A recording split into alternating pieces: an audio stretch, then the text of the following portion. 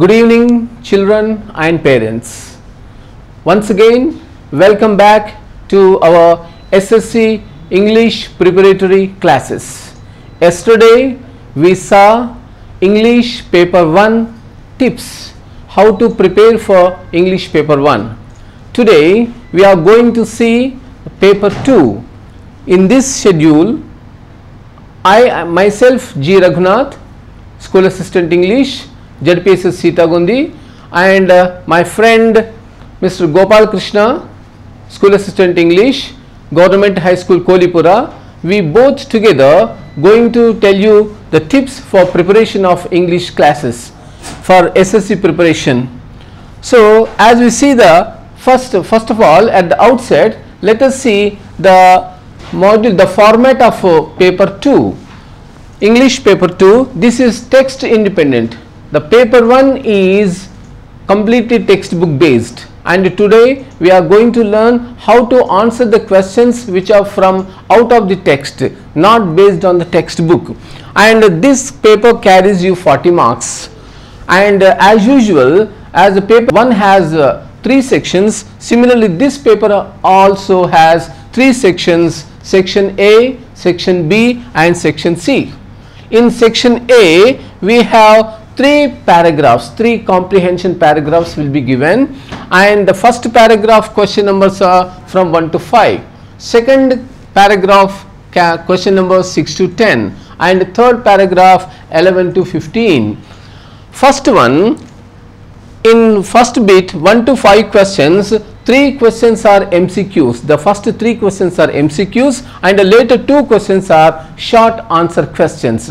And here dissimilarly the first paper, here short questions and MCQs carry equal marks, that is each question carries you 1 mark only. So 1 to 5 questions carry you 5 marks, 3 MCQs each one 1 mark, and 2 short answer questions also carries you 1 mark, and 6 to 10 also 2 MCQs, 3 short answer questions.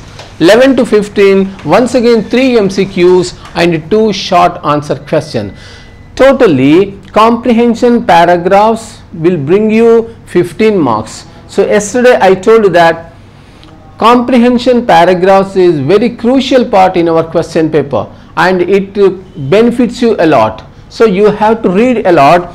So it tests your reading ability and comprehension understanding ability. Therefore you have to read text as well as other than textbook also. And let me come to section B, vocabulary and grammar part. So this part has equally in total 10 marks, but here we have 4 sets of questions. First set of question is 16 to 18, it carries you 3 marks. And the second type of questions carry you 2 marks, the question numbers are 19 to 22. And the third bit carries you 23 to 28 and it carries you 3 marks. And the fourth one 29 to 32, it carries you 2 marks. So here we have some questions of half mark also, but here you have to understand the grammar and you have to attempt the answers.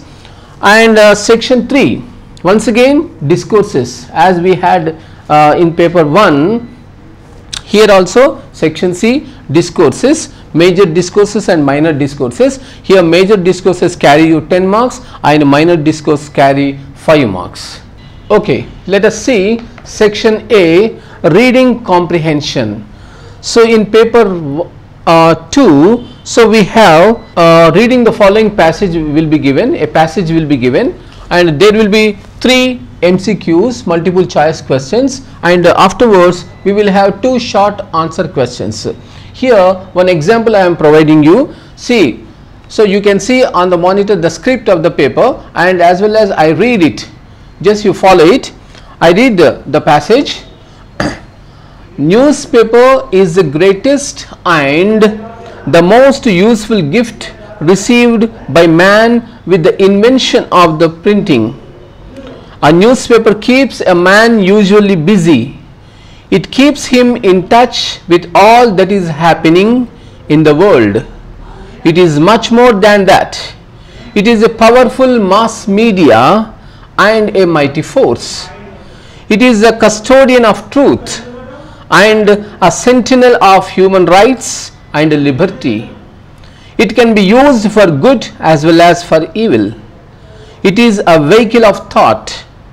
It propagates ideas and philosophies, comments upon them, criticizes governments and people and their activities. It is a powerful organ to public opinion. That is why the freedom to the masses. Newspapers have become a part and parcel of our daily life.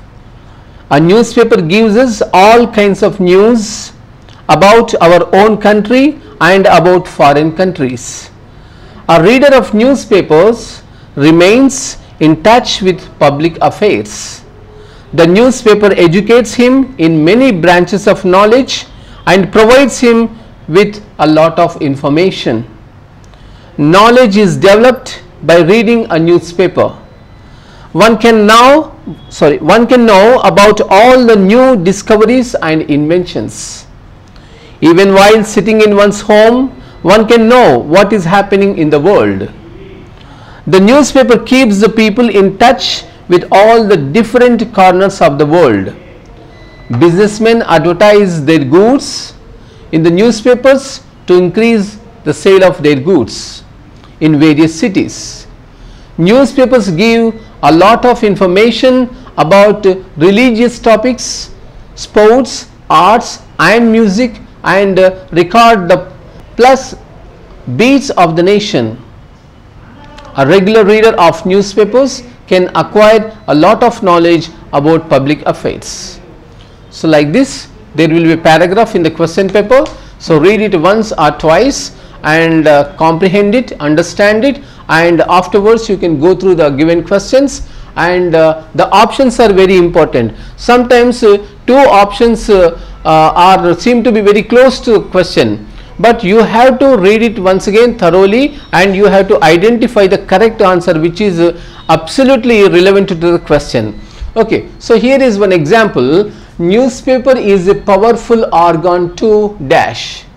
So now such kind of question is given and the options are: newspaper is a powerful organ to the people, the masses, the opinions of the people and the leaders.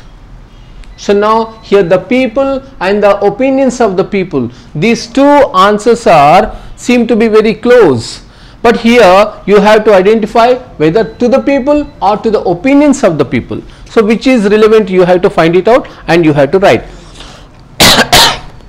And the second one, a newspaper is a powerful mass media because A, it reaches most of the people, and B option is it educates the people, C, people can't live without it, and D, it entertains the people. Okay, so when you are not able to find out the correct answer, so read it once again and find out the answer. And similarly the third question also given, one of the below is not discussed in the use of newspaper. One of the below is not discussed in the use of newspaper.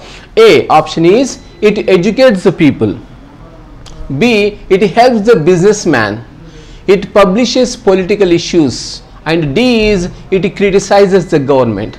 So what is discussed in the question in the passage and what is not discussed in the passage. So these two things you have to understand. Here the question should be understood, one of the below is not discussed. So this is very important, you have to underline these two words and out of it you have to understand it and you have to identify the correct answer, right. So by answering such questions you will secure 3 marks, and these MCQs are followed by short question answers. The fourth question will be like this: how can you say that the newspapers are part and parcel of our daily life?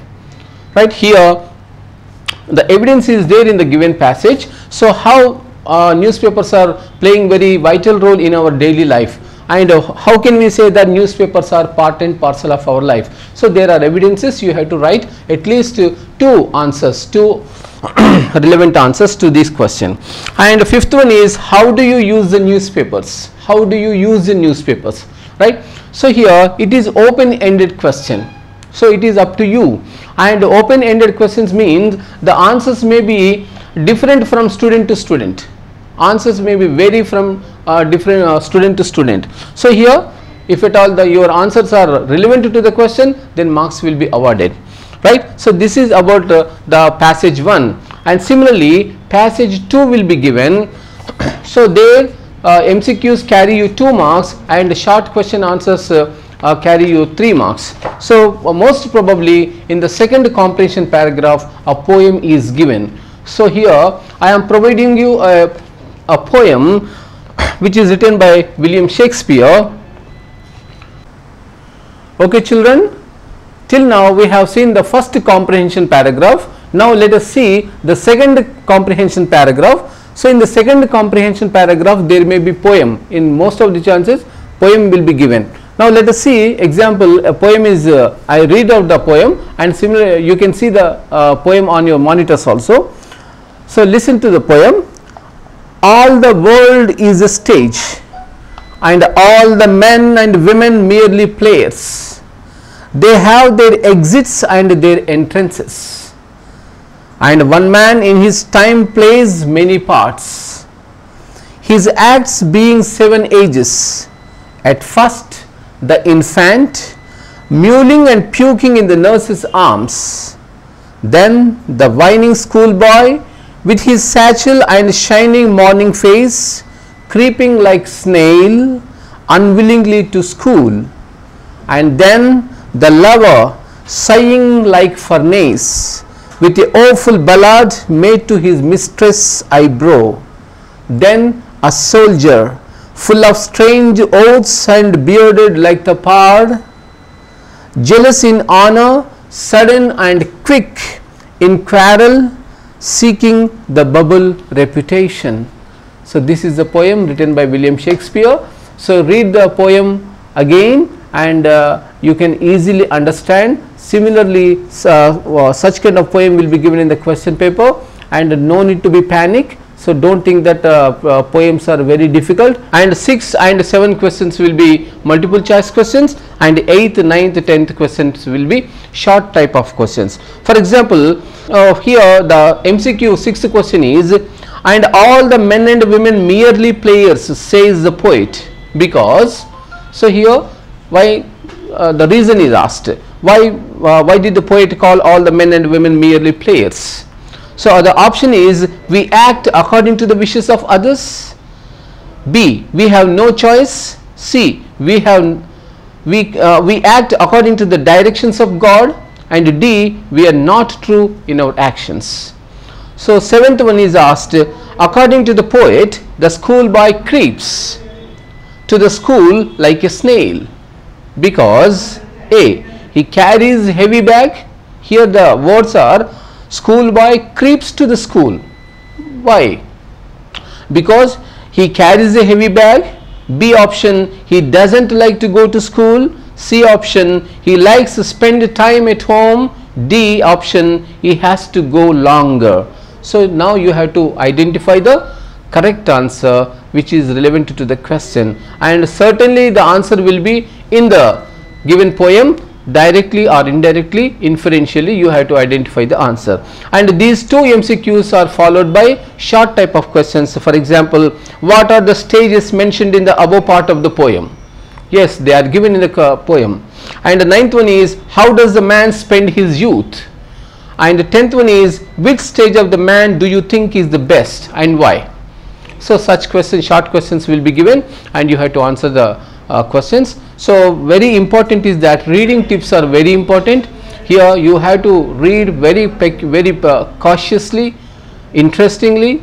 Okay, so certainly you will get good marks. This is a very scoring bit in our paper 2 also. And the third comprehension passage is there, and the question numbers are 11 to 15. As we did the first paragraph, in the same manner you can read it once again. You read it once or twice the given paragraph and answer the 3 MCQs and 2 short questions. ఈ 3 comprehension paragraphs కూడా చాలా important. మీరందరూ కూడా comprehension పారాగ్రాఫ్కి చాలా importance ఇవ్వాలి. అక్కడే answers provide చేయబడి ఉంటాయి. కాబట్టి 1కి 2 సార్లు చదవండి, కాంప్రిహెన్షన్ పారాగ్రాఫ్ని చదవండి, క్వశ్చన్స్ని చదవండి, వాటిలో ఉన్న కీవర్డ్స్ని అండర్లైన్ చేసుకొని ఈ కీవర్డ్స్ ఎక్కడున్నాయో మళ్ళొకసారి పారాగ్రాఫ్లో వెతికి ఎక్కడైతే దానికి సంబంధించిన ఆన్సర్ ఉంటుందో మీరు దాన్ని క్వశ్చన్లో అసలు ఏమడుగుతున్నాడు. సో ఇక్కడ క్వశ్చన్ వర్డ్ని కూడా మనం అండర్స్టాండ్ చేసుకోవాలి. అక్కడ వాట్ ఉందా, వేర్ ఉందా, వెన్ ఉందా, వై ఉందా, ఇలా క్వశ్చన్ వర్డ్స్ని అండర్స్టాండ్ చేసుకొని దానికి సంబంధించిన ఆన్సర్ని మనం చదివి మీరు ఆన్సర్ని సరైన ఆన్సర్ని మనం ఆప్షన్ రాసినప్పుడు తప్పకుండా మార్కులు వస్తాయి. ఈ 15 మార్కుల బిట్ని మనము చాలా ప్రాధాన్యత ఇచ్చి ప్రాక్టీస్ చేయాలి. Okay children, now let us begin section B, vocabulary and grammar. ఇందులో మొదటి సెక్షన్ వచ్చేసి 16 to 18th క్వశ్చన్. ఇక్కడ ఈ భాగంలో ఒక చిన్న స్టోరీ లేదా ఒక చిన్న పారాగ్రాఫ్, ఒక ప్యాసేజ్ ఇవ్వబడుతుంది. ఆ ప్యాసేజ్ని మీరంతా చదవాలి. ఆ ప్యాసేజ్లో మీకు మధ్యలో 16, 17, 18 అనే నంబర్స్ కనిపించి దాని పక్కనున్న వాక్యాన్ని అండర్లైన్ చేయబడి ఉంటుంది. ఆ అండర్లైన్ చేసిన వాక్యం తర్వాత కింద మళ్ళీ 16, 17, 18 నంబర్ నుండి ఈ పక్కన డైరెక్షన్ ఉంటుంది, బిగిన్ ద సెంటెన్స్ విత్. ఇలా ఏం చేయాలి, it asked him if he అని ఈ విధంగా కొంత సెంటెన్స్లోని కొంత పార్ట్నిచ్చి ఆ తర్వాత బ్లాంక్ ఇవ్వడం జరుగుతుంది.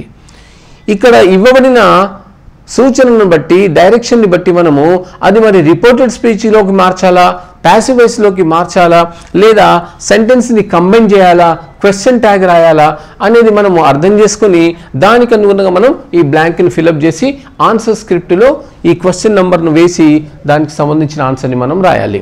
ఒక ఎగ్జాంపుల్ ఇక్కడ మనం తీసుకుందాం. ఇక్కడ నేను ఒక షార్ట్ స్టోరీ ప్రొవైడ్ చేశాను. ఇక్కడ ప్లేస్ అధికంగా లేకపోవడం వల్ల కొన్ని వాక్యాలు నేను ఒమిట్ చేశాను. ఇక్కడ ఉన్నంతలో మనకు అవసరమైనంతలో మనం తీసుకున్నాం. Once there was a fisherman, right, he was an old man and he was very poor. One day what happened, a heavenly bird alighted on a rock and its name was Kaha, right? So ఆ మధ్యన మళ్ళీ ఆ fissure man కి ఆ తర్వాత ఈ bird, heavenly bird కాహా కి మధ్యన కాన్వర్జేషన్ ఉంటుంది. ఆ కన్వర్జేషన్ లో భాగంగా ఈ విధంగా ఉంటుంది.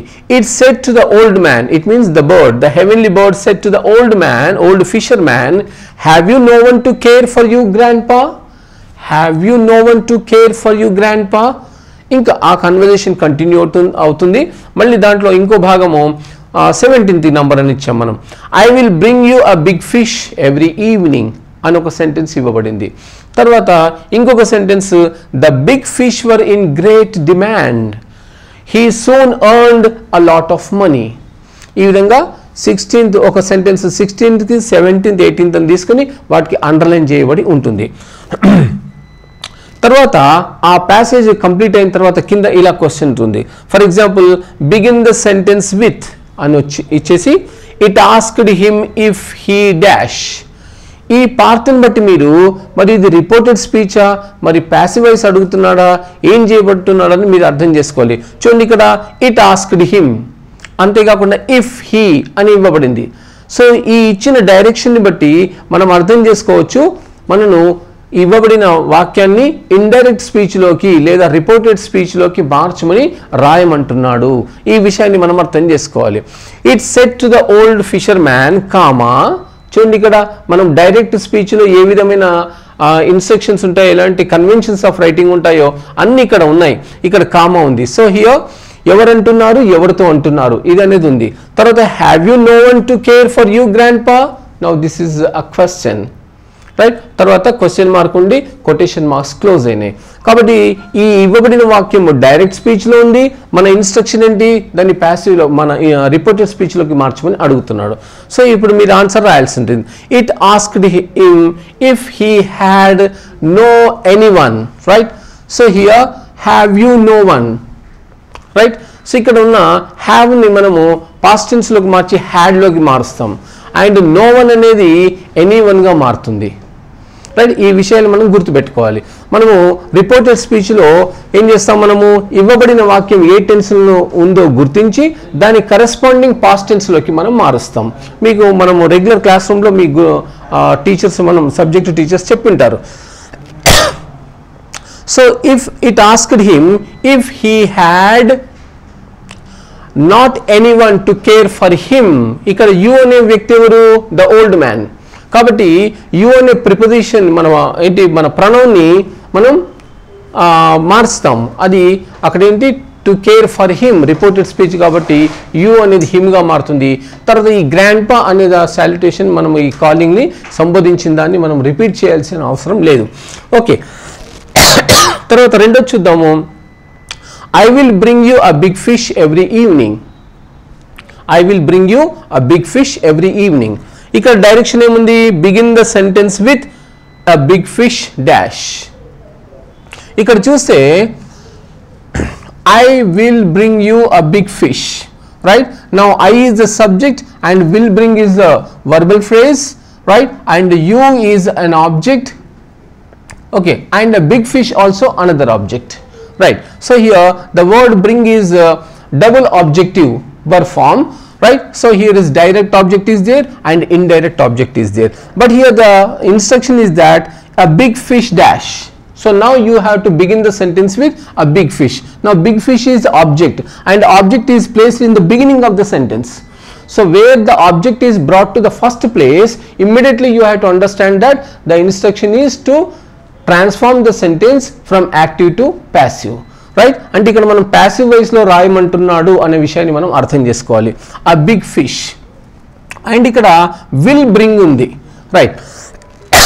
So ఇక్కడ మనం ఇంకో విషయం కనుక్కోవాలి. డైరెక్ట్ అండ్ ఇండైరెక్ట్ స్పీచ్లో మనం టెన్స్ చేంజ్ చేస్తాం. ప్రజెంట్ టెన్స్లో ఉన్నదాన్ని మనం పాస్ట్ టెన్స్లోకి మారుస్తాం. అదే యాక్టివ్ వాయిస్ ప్యాసివ్ వాయిస్కి వచ్చేసరికి tense won't be changed. Tense మారదు, ఉన్న టెన్స్లోనే ఉంటుంది. ప్రజెంట్ టెన్స్ ఉంటే ప్రజెంట్ టెన్స్లో ఉంటుంది, పాస్ట్ టెన్స్ ఉంటే పాస్ట్ టెన్స్లో ఉంటుంది, ఫ్యూచర్ టెన్స్ ఉంటే ఫ్యూచర్ టెన్స్లో ఉంటుంది, రైట్? అంటే ఇక్కడ చెప్పేది ఏంటంటే విల్ అనేది వుడ్గా మారదు. అదే రిపోర్టెడ్ స్పీచ్లో విల్ అనేది వుడ్గా మారుతుంది, ఇక్కడ మారదు, right? So a big fish will be brought, right? a big fish will be brought. So ఇంకోటి ప్యాసివ్ వాయిస్ మనం గమనించాల్సిన విషయము, కేవలము past participle form of the verb నే, వర్బ్ 3ని మాత్రమే వాడతాము. No other form of the verb form is used.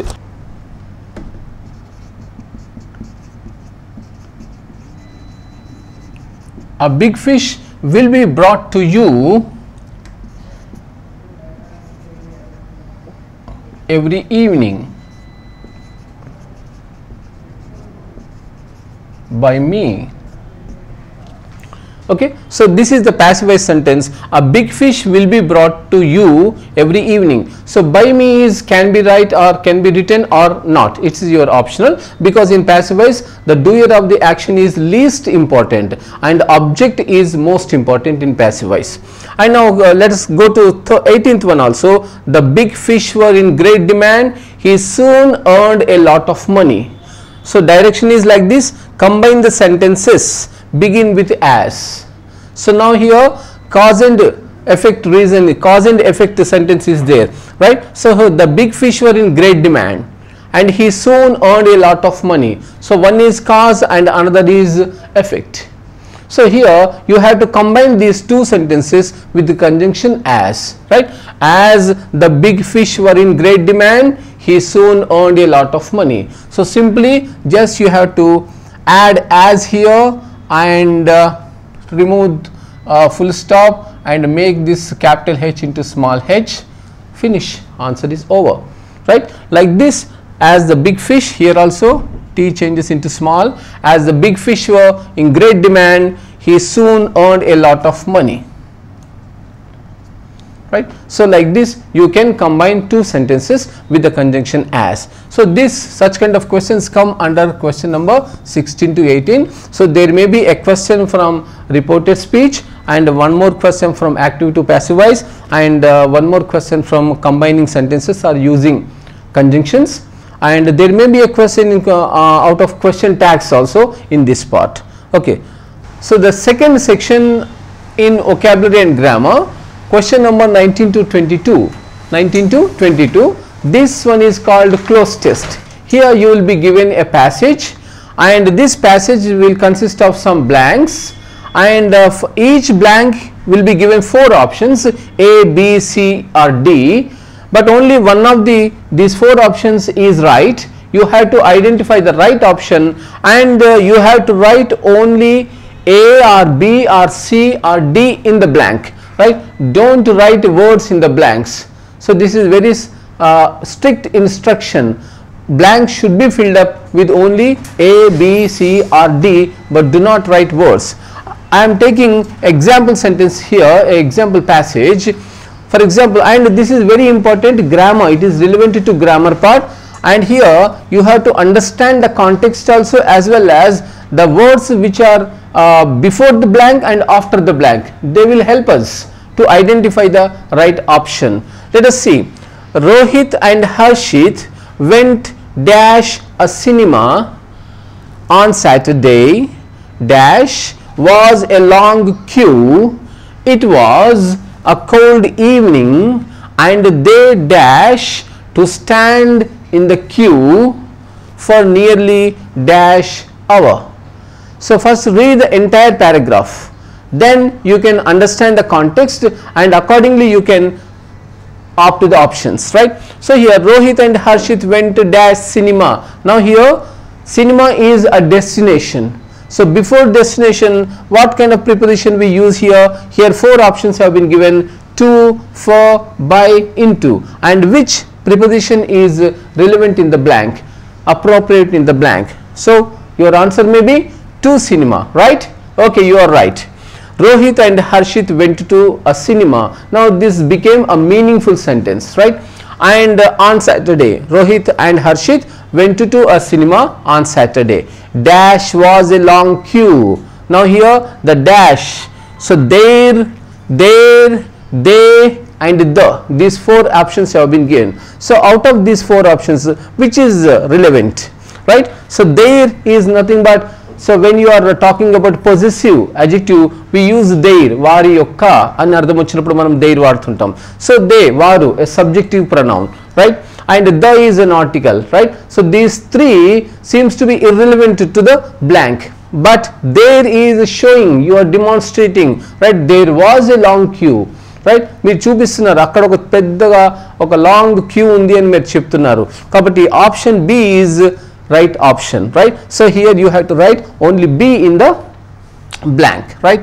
Here A is write A only and here write B. Now see the third one. It was a cold evening and they dashed to stand. They dashed to stand in the queue, right?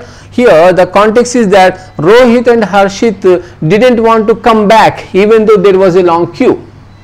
అక్కడ పెద్ద line ఉన్నప్పటికీ కూడా వాళ్ళు cinema చూడకుండా వెనక్కి తిరిగి రావడం వాళ్ళకి ఇష్టం లేదు, కాబట్టి వాళ్ళు మరి ఉండాల్సిందే, తీసుకోవాల్సిందే. So it was a condition in the past time, right? తప్పనిసరి పరిస్థితులు చేయాల్సి వచ్చింది. కాబట్టి హ్యావ్ టు నా, హ్యాడ్ టు నా, హ్యాస్ టు నా, ఇక్కడ 2 ఉంది already, and will have to నా. సో ఇక్కడ మనము ఇదంతా కూడా వెంట్ టు అని వచ్చింది, కాబట్టి మనం ఈజీగా అండర్స్టాండ్ చేసుకోవచ్చు. ఈ ప్యాసేజ్ మొత్తం పాస్ట్ టెన్స్లో ఉంది. మరి పాస్ట్ టెన్స్లో ఉన్నప్పుడు హ్యావ్ కానీ హ్యాస్ కానీ ఇర్రెలెవెంట్ వర్డ్స్ అవుతాయి, రైట్? ఇవి రెండు కూడా ప్రెజెంట్ టెన్స్లో వచ్చేవి, పాస్ట్ టెన్స్లో వచ్చేవి కావు.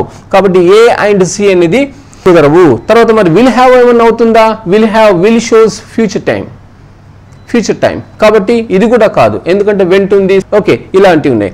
కాబట్టి ఇక మిగిలింది ఏది?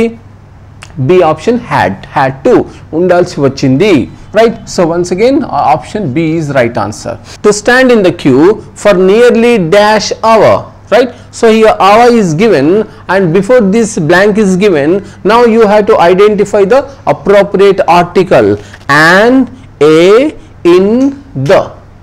So hour, right? Hour, right? So it is beginning with a sound, it's a vowel sound, therefore an is a right article, but don't write an here, you have to write only a, right? Like this. So this is called a close test, right? Here 4 blanks are there, 19, 20, 21, 22. Each blank, each correct answer carries you off mark, right? 2 into off, 4 into off equal to 2 marks. Okay, so this is close test. Okay children, now let us see the third section of vocabulary and grammar.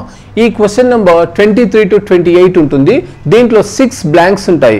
ఒక passage ఇవ్వబడుతుంది, ఆ ప్యాసేజ్లో మధ్య మధ్యలో blanks ఇవ్వబడతాయి. ఆ passage ఇది blank పక్కన ఒక నంబర్ ఉంటుంది, ఆ నంబర్ పక్కన ఒక బ్రాకెట్ ఉంది, దాంట్లో 2 పదాలు ఇవ్వబడతాయి. ఈ రెండింటిలలో సూటబుల్ వర్డ్ ఏది, అప్రోప్రియేట్ వర్డ్ ఏదో మీరు గుర్తించి దాన్ని మనం బ్లాంక్లో రాయాల్సి ఉంటుంది. ఇక్కడ మన grammar knowledge and vocabulary knowledge రెండింటినీ కూడా టెస్ట్ చేయడం జరుగుతుంది. ముందు మనం చేయాల్సిన విషయం ఏంటంటే ఇవ్వబడిన ప్యాసేజ్ని అంతా చదవాలి. చదివిన తర్వాత ఏ టెన్స్లో ఉంది మనం గుర్తించాలి. ఆ తర్వాత ఆర్టికల్ నాలెడ్జ్, తర్వాత ఇతర మన టెన్స్ నాలెడ్జ్, ఇవన్నీ కూడా మనకు ఇక్కడ ఉపయోగపడతాయి. చూద్దాం. ఇక్కడ ఒక ఎగ్జాంపుల్ ప్యాసేజ్ తీసుకున్నాం మనం. One night dash bracket lo a or an hunter was sleeping near his little fire dash bracket lo when లేదా that he began to dream. He dash dreaming or dreamed that a great crocodile came out of the river and caught his leg between dash its or it apostrophe's teeth and dragged him dash onto or into the river. He was dash so very, these two options have been given, frightened that he woke up. So this is the passage. First you go through the entire passage, then you will come to understand what is the tense of the whole passage, right? It is very clear that was is there, began is there, came is there, right? So with the help of all these helping verbs and main verbs, you can understand that given passage is in past tense, right? And here you can see that one article is given, one conjunction is given, and one pronoun is given, one preposition is given, like this. So entire passage is covering all parts of speech. Let us see the first one. One night dash a an hunter, right? So you know that articles are used before nouns. If article a or an is used singular nouns, if given noun is beginning with consonant sound, we use a. If given noun is beginning with a vowel sound, there we use an, right? Hunter is a singular noun, but it is beginning with a consonant sound, therefore, and one more thing is that it is indefinite. Hunter is indefinite noun, right? Therefore we are not talking about any particular hunter, right? Therefore we are calling it indefinite. In this case the option A is right, right? Then the given noun is indefinite, the given noun is singular, and the given noun is beginning with a consonant sound. Because of these three reasons we decide the article A is the right answer. One night a hunter was sleeping near his little fire dash he began to dream, right? Here options are when and that. So you know that when is used to say time, as soon as he slept, as soon as he lied down, right? What happened? He began to dream. So it is showing time, therefore the right word will be when he began to dream, right? So that can be used as a conjunction. Here it is unsuitable word, when is a suitable word. Now see the 25th blank. He dash dreaming or dreamed that a great crocodile came out of the river, right? So here dreaming or dreamed, మనం ఇందాక మనం చెప్పుకున్నాం whole passage చదివిన తర్వాత ఏ tense ఉందని గుర్తించాం మనము. Was, began, came ఇవన్నీ వర్డ్స్ ఉన్నాయి కాబట్టి పాస్ట్ టెన్స్ అని గుర్తించాం. కాబట్టి మనం ఈజీగా గుర్తుపట్టొచ్చు dreamed is the right answer. But dreaming ఎందుకు కావద్దు అంటే డ్రీమింగ్ అనేది వర్బ్ 4గా మనం యూజ్ చేస్తే దాని ముందు ఒక బీ ఫామ్ రావాలి, ఈజ్ కానీ వాజ్ కానీ ఉండాలి. మరి ఇక్కడ ఈజ్ కూడా లేదు, వాజ్ కూడా లేదు, కాబట్టి డ్రీమింగ్ అనే ఆప్షన్ అనేది కరెక్ట్ ఆప్షన్ కాదు. ఇక్కడ పాస్ట్ టెన్స్లో ఉంది కాబట్టి dreamed is the correct option, right? He dreamed.